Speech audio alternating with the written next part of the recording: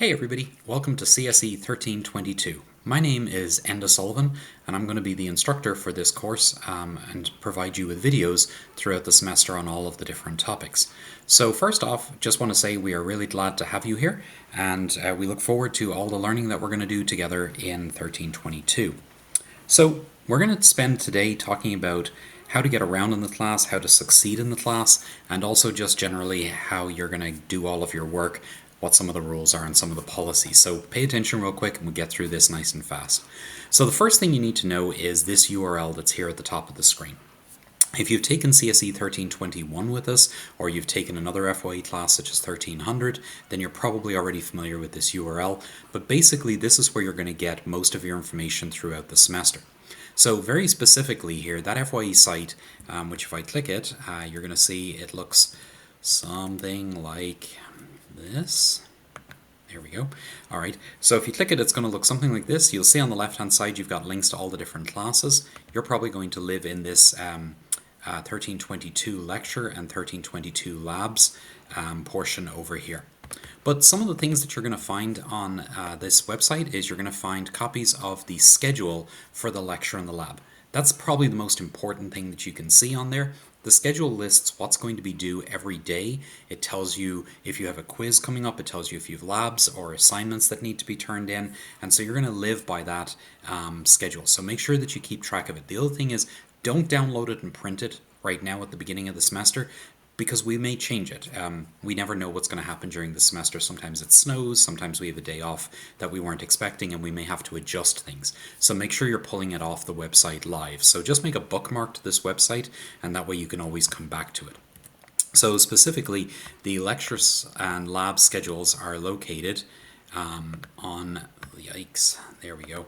They're located right here at the top in this yellow button, and when you click that in lecture or in lab, you're going to get popped open a little copy of the schedule for you. And again, just make sure that you have the latest and greatest version. Okay, in addition to that, there are PowerPoint presentations. So this very PowerPoint presentation that I'm talking to you about today, that is linked off of the site as well. That's going to be under the lecture side, and you can see here are all the lecture slides. So if you want to look at these PowerPoints separately, they're there. In addition, you're going to find videos. These are videos that the instructors recorded. For most of the classes, we have multiple versions of the videos, so if you don't like my tone or you want to watch somebody else's, you're welcome to do that. We'll have different versions. We're all teaching the same material. That's how the FYE program works. There's also going to be the labs and the assignments. So if we go over to 1322 lab, you're going to see this handy dandy little grid that lists all of the labs that you're going to be turning in. So this is the videos that will help you get started on the lab, and it'll talk a little bit about how the lab works and what you're going to be doing this week. And then you have the instructions for the lab and the instructions for the assignment. The due dates for those, you're going to see that in the schedule. So when you look at the schedule, you're going to see something like this, and you can see in this, depends on when you're watching this, so don't use these dates as real dates, but Lab 1 this semester was due on August the 25th, so you're welcome to take a look at that and see what's due each week. Alright, there's also the free books for the class that are linked off of the site, so under the lecture, if you scroll down to the bottom, you'll see books, and here we have a reading schedule, and then also a couple of different books that are free to use. You don't have to buy any books for this course, which is nice. You get some practice exams down there as well, so that's old test questions, and so you can see some stuff under there. And you'll get information about your ID, how to set it up, your instructor's office hours. That one's real important. Let's find that. That's over here on the side. So this is the office hours for all of the faculty as well as the GTAs. So if you're trying to figure out when somebody is available, you can look on that schedule down there. And then finally, there's a page of policies, and I'm going to go through some of those, but that's where you can find all the policies if you just need to look something up real quick at the end or at some point during the semester. So again, this FYE site, make a bookmark for it, keep it, because you're going to need that a lot throughout the course. Alright, so why are you taking this class? Well, CSE 1321 and 1322 are meant to teach you how to program. 1321 gets your feet wet. It teaches you about variables and printing. It teaches you about reading information, lists and sets, dictionaries, and a little bit about how to put stuff together and build a program. 1322 kind of picks up exactly where 1321 left off and then continues forward and teaches you the rest of programming. Between the two courses, these are designed to teach you to program. And honestly, this is the last opportunity that you're going to get for anyone to teach you how to program. Once you get past 1322 and you get into CS3305, which is data structures, if you're a CS student, there's equivalent classes in the other paths, you're kind of expected to already know how to code. No one's going to go through and explain a loop to you again. It's just assumed that you already know that at this point. So this is your opportunity to learn this. The other thing is, this is the type of question that job candidates are going to ask you when you get to an interview. Most of the time, if you're applying for a coding job, a software engineering job, an IT job, you're going to have like this picture shows here, a couple of people that are going to be there asking you questions. The types of questions they're going to ask you are usually going to be from CSE 1321 and 1322. They're going to be the fundamental programming type questions. And so you're going to be expected to do this on a whiteboard or perhaps in some kind of a Replit window or one compiler or something like that, where you're just going to have to code for them on front of them. So it's very important that you actually understand this material because that's really what you're going to be tested on when you go out into the real world to get a job. So that's why we're doing this. We want you to learn how to program. We want you to actually love what you're doing here. Programming is a lot of fun. It has its moments where it's very frustrating. I'm not going to lie about that. But overall, it's a very fun activity because at the end of it, you've actually built something, and it's really cool to be able to use that program that you wrote. So, 2 parts to the course. There is a lab and a lecture. You probably signed up for both of them. They were 2 separate classes. CSE 1322 is the lecture. CSE 1322L is the lab. The lecture is a 3 credit hour course, and in the lecture what we're going to do is we're going to teach you problem solving skills. We're going to show you how to go about solving each of the different types of problems that you're going to use in order to build your different programs. We're going to show you how to debug things. We're going to show you how to actually learn how to code. But the coding itself is all going to happen in the lab portion. And the reason for that is because, as you probably are aware, most of our lecture sections have 120 students in them, and so it's not really practical for us to go around and help each of you with individual problems. So instead, you're also going to meet with a GTA. That GTA has a lab course, which is going to meet once a week for about an hour and 40 minutes. And in that lab, you're going to be able to talk to your GTA, you're going to be able to ask questions, you're going to be able to learn how to program, and you're actually going to do your programming. So you're going to do all your coding in the lab. You're going to learn how and what it is that you're programming in the lecture. They are 2 separate and independent classes. It is possible to pass one and not pass the other. Hopefully that's not going to be the case. Hopefully you're going to pass both of them. But just be aware that they are 2 separate classes that have separate grades. All right, subject to grades. We required a B for you to get here in 1321. And likewise, in order to move out of 1322, most majors require that you get a B in here as well. So why do we do this to you? The answer is because it turns out that, again, this is the last opportunity you're going to have where someone's going to teach you how to program. And if you can't program right now, you're not going to succeed in the later classes. As a matter of fact, from statistics, we know that people who didn't make a B in 1321 and 22 ultimately rarely made it through the program. And so that's why these classes are here. They're here to make sure that until you get this material, you cannot move forward so that you're ready and you're prepared for the later classes. So that's the B requirement. You will probably have to make a B in your lecture and your lab. Of course, it is dependent on your major, so you might want to check with your advisor to check if a B is required for you and understand what you need in order to get through here. So, how do you succeed in CSE 1322? Well, we've got lots of resources for you to help you get through this course. Programming by its nature is just, it's something that you kind of have to just do until it makes sense. If you've been through 1321, you're probably already familiar with this. When we showed you something new in lecture, it all made sense and you're like, yeah, whatever, that's all real easy. And then you actually sit down and try to code it, and all of a sudden it doesn't make sense anymore, and you're fighting it, and you're dealing with a compiler, and you're going back and forth, and you're trying to get it to work, and it's all really, really frustrating. That is how learning works. Here's the good news. You learn a lot every time you make a mistake. The bad news is you learn nothing when you make no mistakes. When everything goes through first time, you actually don't really learn much out of that. All the learning happens from struggling and figuring it out. And so that is how you're going to succeed in 1322. I'm not saying you're going to struggle, but you're certainly going to have to do stuff and try it over and over again until it makes sense to you. So what do we give you in order to help with that? Well, we have the book, the slides, and the videos. I'm going to be here with you every week. I'm going to explain the topic that you're using that week, and I'm going to try and make it easy for you to understand. But really, listening to me is not going to solve the problem. It's not going to make it so that you understand it fully. You're going to have to sit down and actually try to code it. And that's why we give you the labs and the assignments for you to do. It's while you're doing those that you're really going to realize that you're having a hard time with something, or you're not really understanding something, etc. So the slides, the topic videos, the lectures, if you want to come in person to a lecture, all of that is designed to help you to understand the material. Your lecture instructor, who may be me or it may be somebody else, has office hours every week. Again, on that FYE site that we looked at a few moments ago, click on the office hours page on the left and you'll see what time and day their office hours are. If you have any questions, come to office hours. People are very afraid of coming and talking to us in office hours. I promise we don't bite. All of us are employed solely so that you can understand this material. It's literally our job, and we all love doing our job. So we actually want to answer your questions. The worst feeling for us is when we have students who get a bit of the way through the course, they don't understand something, and they just stop trying. That's no good for anybody. That doesn't help us. It doesn't help you. We want you to come and ask questions. So use the office hours. They're usually available in person and or online, so you can access us, take a look at that office hours page and see the person on the list and see when their office hours are. In addition, your lab GTA also has office hours. So who are these GTAs that I speak about? So in lecture, you signed up for one lecture, whoever it is. It might be me, it might be one of the other FYE instructors. And we are here to help you in lecture.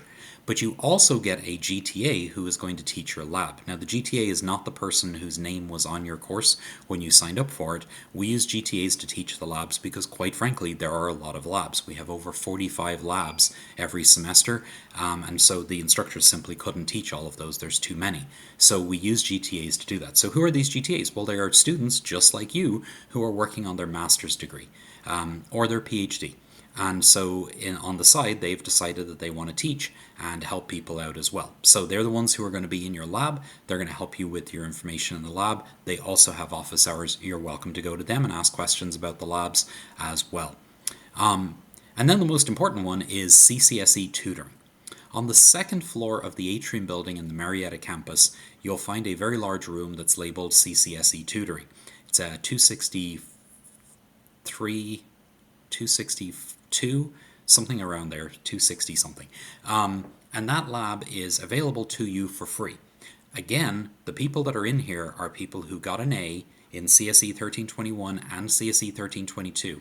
They are undergrad students just like you. They literally took this class last semester or the semester before or a couple of semesters before that. But they've taken it recently. They've been through all of the same stuff that you're going through right now, and we pay them to help you if you have problems. So the Tutoring Center is an amazing resource. I get that it's sometimes very intimidating to ask your instructor questions because we're big, scary people. And I get that the GTAs are sometimes big and scary as well. But the Tutoring Center are people just like you. They're folks who just took the class. They are literally your peers. So they're not scary at all. Also, it's a one-on-one visit when you go to the Tutoring Center. So it's just you and the tutor. No one's going to think less of you for asking a question in any of these forums, but very specifically not in the Tutoring Center. In order to encourage you to use the Tutoring Center, which again is free, you can just go to the link that is on the left side of the FYE page. So over here we have CCSE Tutoring, and once you click that link, you're going to have a button in here that allows you to schedule an appointment.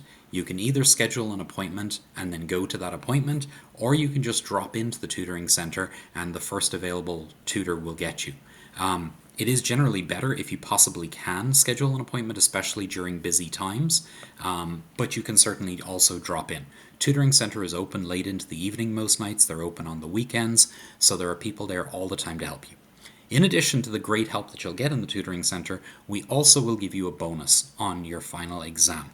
So the way that it works is every time you go to CCSE Tutoring throughout the semester, we will add 0.5% as a bonus onto your final exam score in both lecture and lab.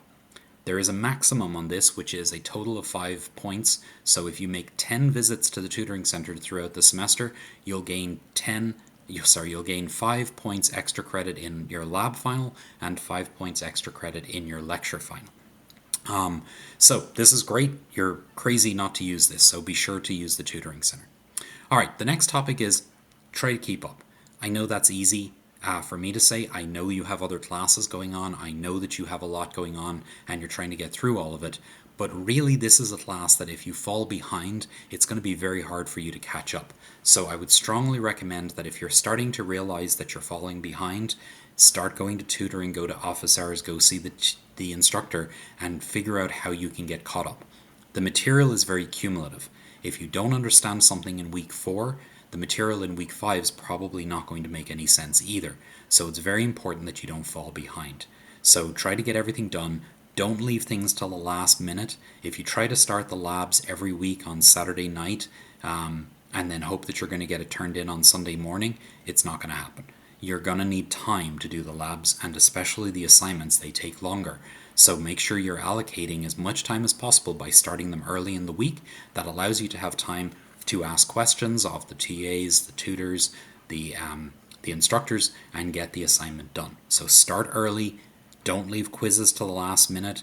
You can't tell you how many times students come to me and go, I decided to take my quiz at 11:58 p.m. when it was due at 11:59, and then the power went out in my house and I got a 0, and that's not fair. Yeah, it is fair. You had an entire week to do it. So you chose to leave it to the last minute. That's on you. Bear in mind that the real world isn't always fair. You're going to have to get stuff done ahead of time and make sure you leave yourself time so you don't run into these problems. All right, practice, practice, practice. When you are doing your assignments and your labs, make sure that you are understanding them. Make sure that you can code them yourself. And don't be afraid to ask questions. Again, come to your tutors, come to the instructors and ask questions. All right, so who do you communicate to? It seems like there's a lot of people involved here. So if you have a question about a lab, an assignment, you should start by asking your lab TA. That's why they're there. And again, it's a smaller class. There's only 40 people in there. They are literally there to help you. They are also the most familiar with the labs and the assignments. Your instructors may not know the answers off the top of their head. They may have to go and actually solve the problem with you. So the GTAs are going to know it because they're the ones working with everybody this week. So go to their office hours, send them an email, ask them in lab. Most GTAs are happy to hang around at the end of lab for a few minutes and answer questions, or meet you before the lab, or during their office hours. If you have questions about a topic that's taught in lecture, you're going to want to ask your lecture instructor. So again, come to their office hours or meet us before or after lecture. Generally, we get into the lecture hall a few minutes early and we leave a few minutes late. You're welcome to come up and ask questions as long as there's not another class waiting to come in. Subject to which, if you are an online student and you're taking this course as a fully online course, you can certainly watch these videos and they have all the same information that we have in lecture. But if you decide halfway through the semester you really wish you had signed up for an in-person lecture, you are welcome to come to any of the lectures. Just look up in OWL Express when all of the 1321 and 1322 lectures are held and start showing up. We don't take attendance, the doors are always open, and you're welcome to come into each one of them. It might be useful if you prefer to hear the same information from 2 different people to pick a different instructor in person so that you can get a little bit of help that way. So you're always welcome to come to any of the lectures, even if you are signed up for an in-person lecture. If you would prefer to go to a different lecture at a different time, it's no problem. We're all teaching the same material at the same time. So for 1321, there's usually 11 to 13 lectures that are held throughout the week. Some of them are Monday, Wednesday, some of them are Monday, Wednesday, Friday, some of them are Tuesday, Thursday. And likewise for 1322, there's usually 4 or 5 of those lectures that you can go to. All right, when you email somebody, make sure that you are using their email address, not using the D2L email function. So if you don't know what I'm talking about, inside of D2L up at the top of the screen, there's a little envelope and you can mail people that way. It's awful. The D2L email system is completely unreliable. Sometimes we never get the message and then people are frustrated that they don't get it. Instead, on the front of the syllabus, on the front of your D2L shell under Meet the Instructor, our email address is actually there. Just use that email address, open up Outlook, type in an email, and we will respond to you. Send your emails only from your KSU email. Don't send them from your personal addresses because, again, we can't guarantee that we got them, but if you send it from the KSU one, we will. It would be helpful if you could tell us what section and number you're in. On an average semester, I'm teaching 3 or 4 lectures, and I would have 500 students between those lectures. So when you email me and are like, hey, I'm Jack, and I have this question, I'm like, I have no idea who Jack is. I'm sorry, I wish I did, but I don't know you. So I need to know what section and what class you're in. Sometimes we're teaching 1321s and 1322s, so we need to know what section and what class. It'll just make things easier. Make sure you're being polite and professional. We're all trying to get through this together, so make sure that if something has gone wrong and you're in a weird state, start off by letting us know what's going on, and we'll try and help you as best we can. Generally, the instructors and the GTAs will answer questions within 24 hours. We're technically required to answer within 48 hours, but we generally try to get it done within 24. So if you email us 2 o'clock in the morning on Wednesday, we'll generally get back to you before end of the day on Thursday. All right. Technology that we use D2L. That's where all of your quizzes are going to be taken in this class. So you're going to take your quizzes and your tests in D2L. We do use Respondus Lockdown Browser and Monitor when you're taking your tests and exams. All of the tests in 1322 are going to be given to you online for the lecture. In lab, it's a different story, but for lecture, they're all online. So the installer is in there. There's also a little setup quiz, which you're going to want to do before the day of the test to make sure that your computer is set up correctly and that lockdown browser is working. A webcam is required for all of the exams that you're going to take online, so you have to have a working webcam. So make sure you figure that out before you get to the day of the test. You can borrow one from somebody else if you need to.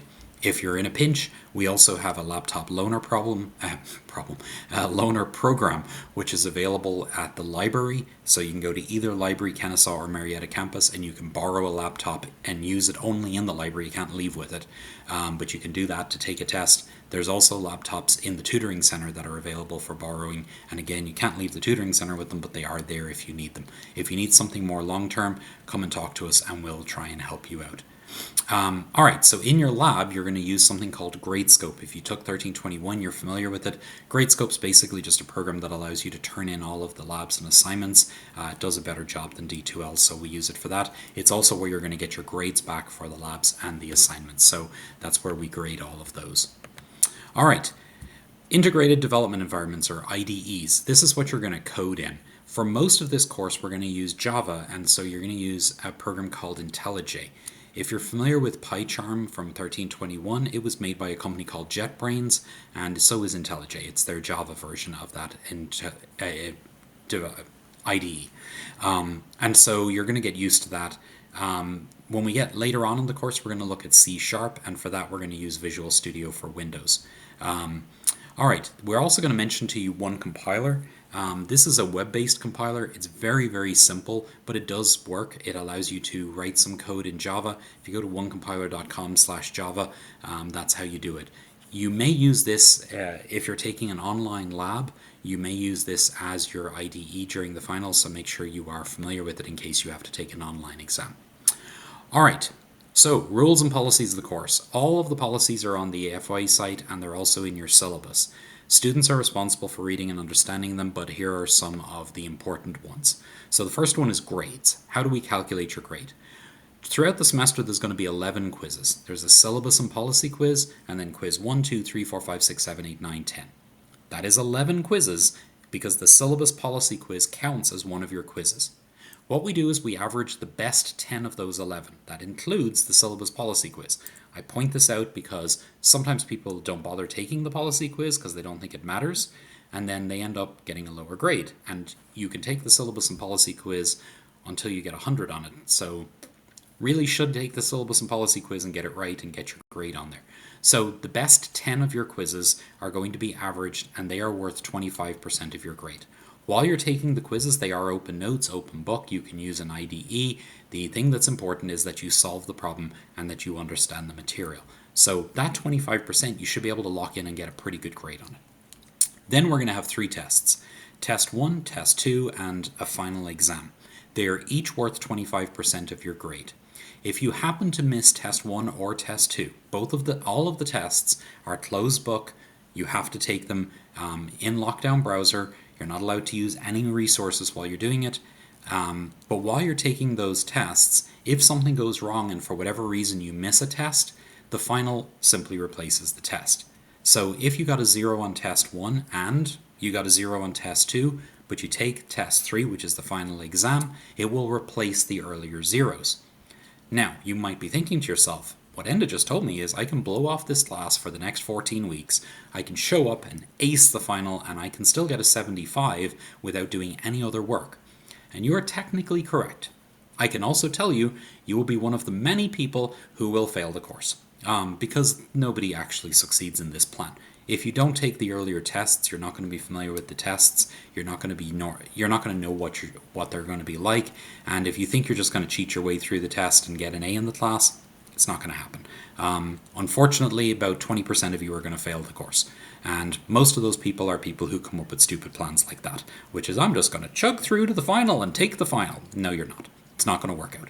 So take all 3 of the tests. They're good practice. The reason that they're there is so that you get used to them. And again, if you do better on the final, we will replace the earlier tests. So the second rule is if you have a non-zero score on all 3 tests and test 3 is greater than test 1 or 2, we'll replace the lower of the 2 tests. So if you get a 70 on test 1, you get a 75 on test 2, and you get a 90 on test 3, you're going to get a 90 for test 3, a 90 for test 1 because we replace it, and then the 75 for test 2. All of that gets averaged at 25%. Alright, so the reason that we do it this way is because what we actually care about is that you know the material at the end of the semester. I don't really care that you know the material 6 weeks into the semester.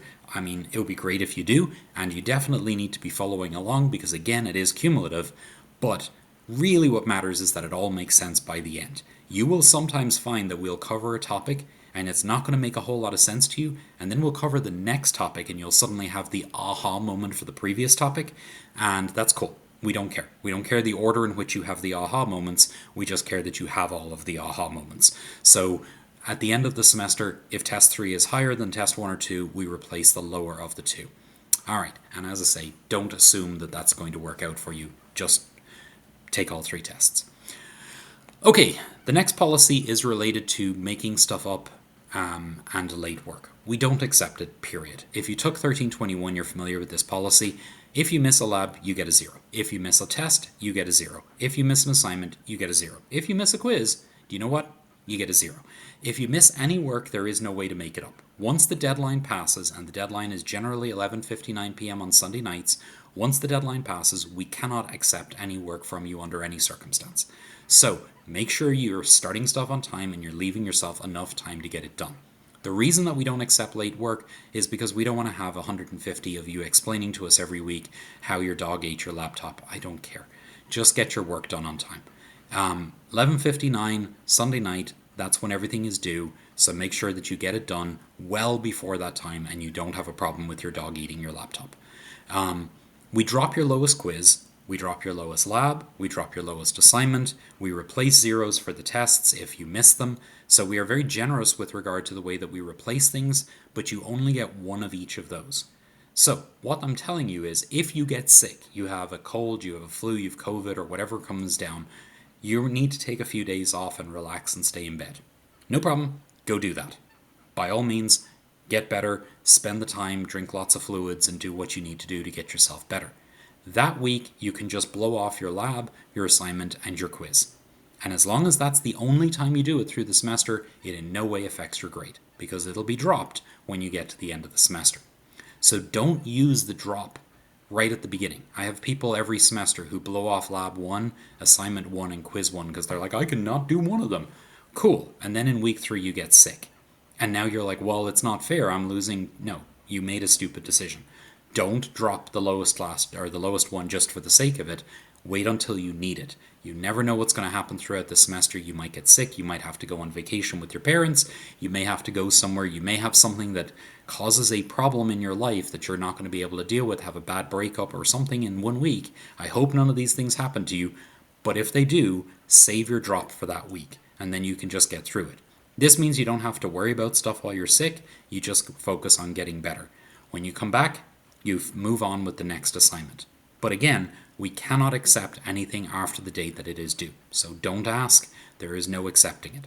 The only way that we will accept anything outside of this is if you are actually incapacitated in a hospital.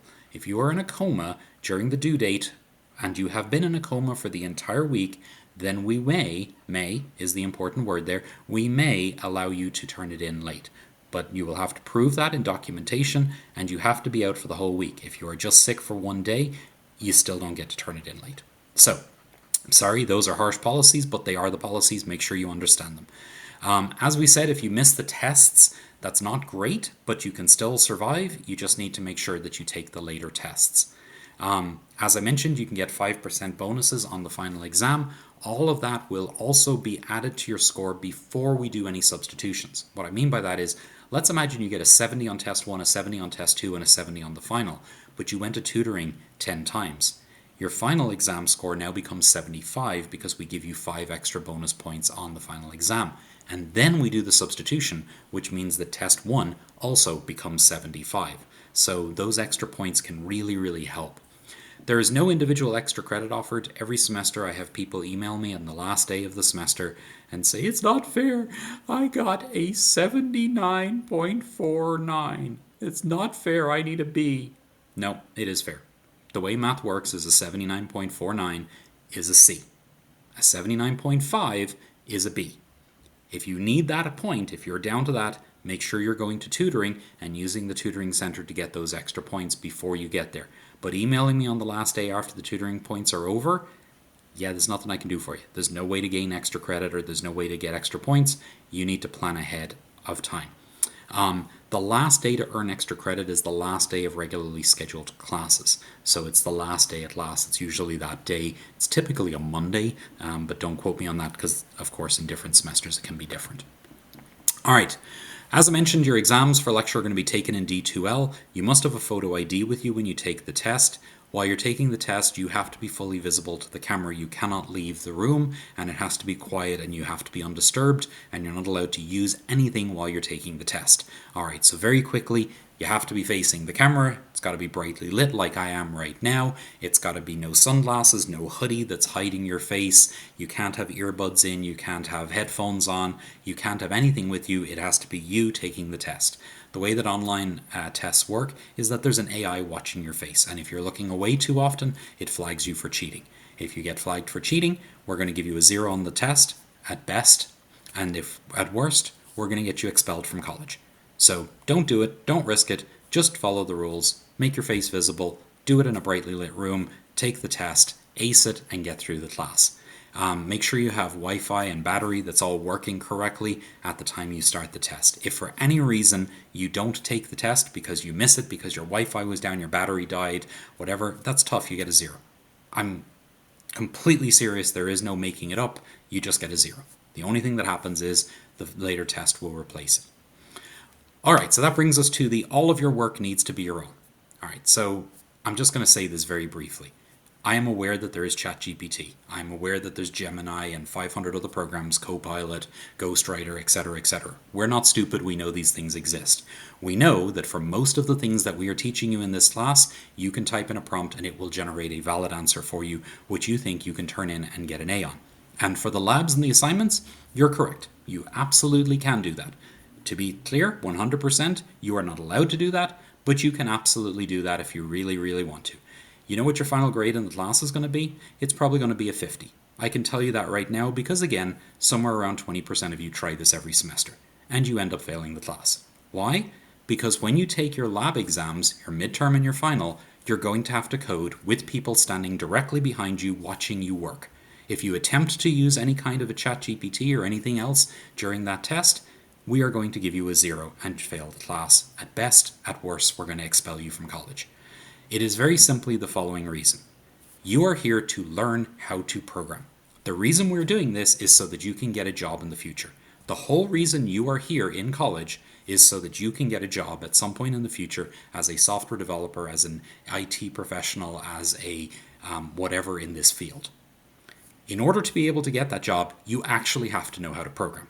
Because, as I said, on the day that you get interviewed, you're going to be standing in front of a group of people with a marker. You don't have ChatGPT on that day, you can't call a friend and ask for the answer, you're just actually going to have to code it. And if you can't code it, you're not getting the job. Because you know why? Because everybody knows that CS degrees produce high-paying jobs. There's lots of high-paying jobs out there, and lots of people go and get CS degrees, software engineering degrees, and so on. So it's not just you applying for the job, it turns out it's everybody in this class who's graduating at the same time as you, plus all the people graduating in all the other universities around Georgia and around the country, and they're all competing for that same job. So it allows the companies to be very selective. If you know what you're doing when you walk in, it looks like you actually understand the material and you're ready to go on day one, then you're going to get the job. If it looks like you have no idea what you're talking about, you're not going to get the job. Congratulations, you wasted 4 years getting a degree that in no way is ever going to work for you because you actually didn't understand any of it. We catch it on the tests. When you take your lab midterm and your lab final, you are being proctored by people actually standing over your shoulder watching you code. If you cannot do it on those days, that is worth 50% of your grade in the lab. You will not get through the lab unless you actually know how to code. And we will make sure of that. It is literally our job to make sure you know how to code. So, if you want to use AI to help you with a problem or to help understand something, you're welcome to do that. I'm not in any way saying AI is all bad. There are aspects of it that are great. Once in a blue moon, I use it to help understand something. If it's some new syntax that I don't remember or something like that, I'm happy to look stuff up. So use it as a tool. But in the end, everything that you turn in as a lab, as an assignment, and during your tests must be something that you wrote and you understand. And even if you think I'm going to get away with it because I have this clever plan, cool. I promise you I make it my life job to make sure that I catch you and that you will not be making it through this course. That's what we do as instructors. Our goal is to make sure that you fairly take the class and actually understand the material. And if you try to cheat, you're going to have a really hard time, just like all of the other people that we turn in every semester who are no longer around. If you'd like a long list of names, I can give them to you because I do these cases every semester. So make sure you're writing your own code, make sure you understand what you're submitting, and if you have any questions, come and ask us so that we can help you with it and we can show you how to do it. All right. Finally, if you believe there was an error in grading, you have 3 days to request a regrade. Regrades are just there in case we make mistakes. We are human. Occasionally when we're grading, we make a mistake. We don't see that you did something in a weird way. So if you see that, you just come back to us and we'll fix it. We want this class to be fair and even for everybody. All right, we've covered all of that. So let's talk about the lab. Again, there's 2 parts of this class, the lecture, CSE1322, and the lab, 1322L. The lab, independent from the lecture. You're going to go every week, you're going to meet with the GTA, and in there you're going to do a lab exercise and a lab assignment, generally every week or every 2 weeks. So every week you'll have a lab exercise. There's going to be 13 of them. Combined, they are worth 10% of your grade, and we drop the lowest one. I want to take a moment and just make a footnote on that. The labs are only worth 10% of your grade, and there are 13 of them, and we drop the lowest. So really, we're grading your best 12, and combined, they are worth 10%. So the labs are actually only worth about 1% of your grade overall. So if for whatever reason you get behind or you're in a bad state, it's okay to blow off a couple of labs. We will drop the lowest one. Each one will cost you 1% on your overall, but if you know you've got a high grade and you're just not feeling it one week or you need to get something else turned in, blowing off a lab is not the end of the world. I'd still make sure you understand it because, again, it's cumulative, but as far as the grade is concerned, they're worth about 1%. They're not that exciting. On the other hand, the assignments. There are only 7 assignments. You'll generally have 2 weeks to work on the assignments. They are typically more complex, and we drop the lowest, so the best 6 make up 40% of your grade. And as you can tell, that means they're worth about 5-6% each, actually 6.5% each. So make sure you do the assignments, because if you miss 2 assignments, that's a letter grade. If you miss 4 assignments and you need to be in the class, you're done. You can't make it out. Now, that's after the dropped one, so you'd really have had to miss 5 of the 7. So, the lab's 10%, the assignments are 40%, the midterm is worth 20% of your grade, and the final is worth 30%. So again, that's back to the cheating topic. When you're taking the tests, combined the 2 tests are worth 50% of your grade, and that's by design. You have to be able to code in the tests in order to do it. If you want to know what the tests are going to be like, take a look at any of the labs or the assignments. It's going to be something similar to that, except you're going to be under time pressure and you're going to have people watching over your shoulder as you code it. So it's pretty much like doing a lab or an assignment, but you will have to be able to do it in time pressure. All right, a couple of last topics here. Withdrawal day. So there's a date and you're going to need to look it up because it changes every semester. There's a link at the bottom of the schedule on the FYE site that will bring you to the registrar's office, or you can simply Google last academic calendar KSU and whatever semester this is. And on there you will see a last day to withdraw without penalty. The way that withdrawal day works is it's usually about a month and a half into the semester, maybe 2 months in, somewhere in that range. It allows you to withdraw from the class with a W. On your transcript, a W doesn't count as a letter grade, it just counts as if you didn't do the class. And so that allows you to get out of the class if something has gone horribly wrong. Again, I bring this up not because I want anything. Obviously, I want you to be well, I want everything to be good, but the real world sometimes throws you a curveball. And if that happens, and this is not the semester for you, you're going through a really rough time, or if you're just having a really hard time understanding the material, it's just not making sense, and you want to start over and do it again, that's what a withdrawal is for. It applies to all classes, by the way. It's not just ours. You can withdraw from any of your classes. The only thing I would recommend is that if you're going to make this decision, make an appointment with your academic advisor and ask them about it before you pull the trigger, because there may be ramifications for financial aid or for your degree that you may have to deal with. So make sure that you understand all of that before you pull the trigger on actually getting a withdrawal out of the class. So again, if you withdraw before that day, you get a W. If you try to withdraw after that day, you just automatically get an F. So it's very important that you know when that day is. Again, it's about a month and a half to 2 months into the semester, and you can see it on that calendar link right there, which is also on the bottom of the schedule. All right, so last topics here. Make sure that you actually understand what's going on by practicing. When you come to lecture, it turns out I know how to program. I've been doing it for years. I've been a manager, I've been a vice president in a company. I know how to program. That's not the point. It's great that I know how to program, and I'm very good at doing it, so when I explain it, it's all going to make sense. When you watch these videos, you're going to be like, yeah, I got that. That makes perfect sense. No, you now need to go and actually try to apply it. When you sit down and try to apply it, you're going to suddenly realize there are parts of it you don't really understand why it's working, or you're going to have a hard time getting it to work. That's where the real learning happens, is when you do that practice. So practice, practice, practice. Take advantage of the resources. We're here to help. The GTAs are here to help. The tutors are here to help. So make sure that you're using everything around you. This is a college course. We're not going to spoon feed you. Also, there's 120 people in each of my lectures. I'm probably never even going to get to know your name, especially if you're taking an online class, and I'm never going to see you. This is a one-way video. I can't see you. So you have to reach out when you're having problems. That's what we're here for. So don't be afraid to reach out and ask questions. Follow the assignment directions and turn them in. Make sure that you turn them in ahead of time. Make sure that as you're coding them, you're turning them in. So if you're going to work on the assignment on Monday, and then you're going to work on it on Wednesday and work again on Friday, and you're going to get the last things worked out on Friday, you hope, before you leave on Wednesday, go ahead and turn it in. As a matter of fact, turn it in at the end of the day Monday as well. We only grade your last submission, so you can turn it in as often as you want. And that way, if something goes wrong and you get distracted and you can't turn it in on Friday, all that work that you did isn't wasted. We at least grade what you had turned in. Everything is graded based on how well you've done. We're not zeros and hundreds in here. We're about how close you were to getting the right answer. So if you get something 90% right, you're going to get a 90 on the thing. If you get it 100% right, you'll get 100 on the thing. So make sure that you're turning it in as you do it. If you don't understand something, don't go to bed before reaching out for help. Just text somebody, email somebody. Well, don't text me. Sorry, that's weird.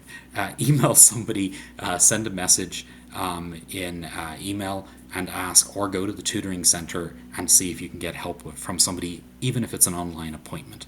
Start everything early, read the textbook, and practice, practice, practice. Finally, we care. I know this is sometimes hard to believe, but honestly, what I really want is for everybody to get through this class, understand how to program, and really enjoy it. It's our job. This is what we chose to do in career. I used to be a vice president in a company, and I made a whole lot more money doing that than I make doing this. The reason I do this is because I actually care about you. I want you to understand this material. I want you to come and ask questions. I want you to learn all of this, and I want you to succeed in this class and in every class after it. So make sure that you are coming by and you're asking questions. Please reach out early, and I hope to talk to you in office hours, and I will see you guys in the next video. Bye-bye.